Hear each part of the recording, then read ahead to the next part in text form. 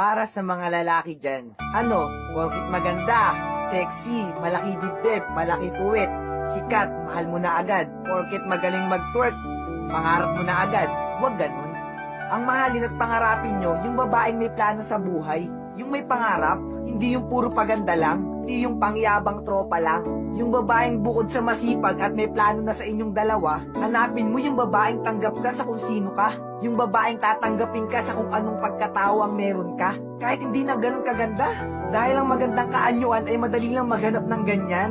Pero yung babaeng iintindihin ka, aalagaan ka, at mag-i-stay pa rin sa'yo kahit nasasaktan na, bihira na lang yung ganyan. Dahil alam nyo, ang kagandahan at magandang pangangatawan ay lilipas din yan, mawawala rin yan. Natural lang yun dahil tatanda rin naman kayo. Pero yung babaeng sasamahan ka pa rin yung mga pangarap mo, yung babaeng nasasamahan ka at susuportahan ka sa mga bagay na gustong-gusto mo, yan yung piliin nyo. Dahil ang panglabas na kaanyuan, bonus na lang yan. Pero yung babaeng may pangarap at ikaw yung gustong kasamang mangarap, kaibigan, yan yung klase ng babae na dapat nating hinahanap. In your eyes, I can see my dreams reflections in your eyes.